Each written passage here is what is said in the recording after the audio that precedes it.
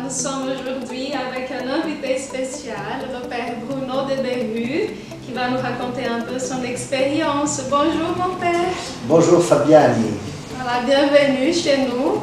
Merci de m'accueillir, je suis là avec grand plaisir. Oui, nous sommes aussi avec le père Harley, qui va aussi nous aider pour cette interview avec le père Bruno. Bonjour Fabien, bonjour père Bruno, bienvenue. Merci. Bonjour.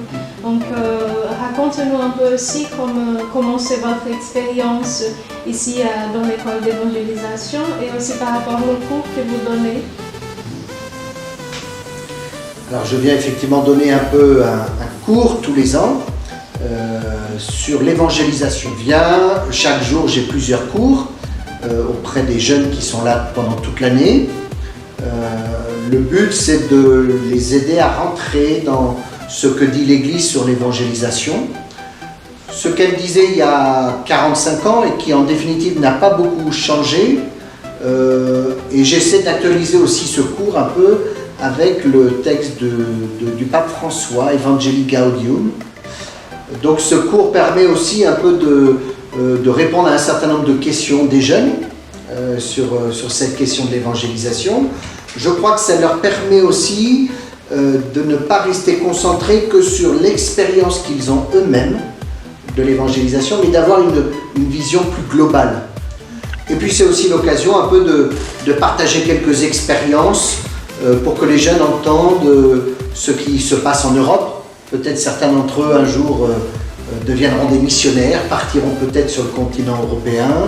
Ça leur permet aussi d'avoir un petit écho de la culture européenne et puis de certaines expériences qui se vivent notamment en France, parce que la France, même si elle est actuellement dans une période un peu de crise de foi, elle est aussi en train de vivre un certain renouveau missionnaire avec pas mal d'initiatives.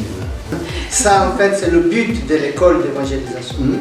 Former, les accompagner pour la vie chrétienne, soit comme consacrés ou soit comme un homme, une femme chrétien qui vit le mariage dans la vie, dans les pays où ils sont. Et comme aussi c'est la mission de l'Église de former pas seulement des sages mais des saints, notre vocation à nous tous. Et pour les Français notamment, je voudrais vous encourager à venir jusqu'ici, jusqu'au Brésil. Aujourd'hui on a l'habitude d'aller voyager, d'aller faire des sessions Erasmus quand on est étudiant pour se rendre dans d'autres pays.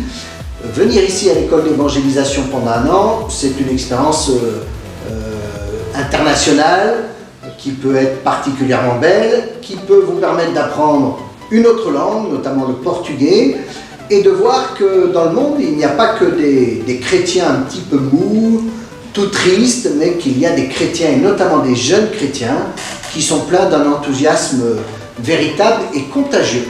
Et vous pourriez apprendre dans cette école d'évangélisation à renouveler votre regard sur la foi, à l'approfondir et à vivre une expérience internationale aussi à l'occasion de votre venue. Alors je vous encourage à y venir.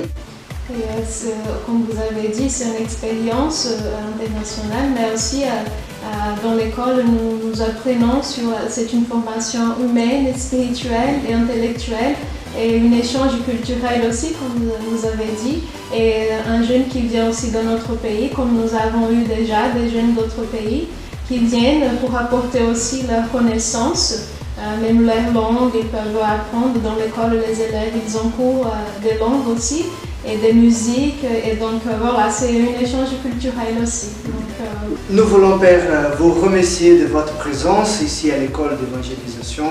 Soyez toujours bienvenus, les portes sont toujours ouvertes et nous vous accueillons avec joie ici. Voilà. Et merci beaucoup.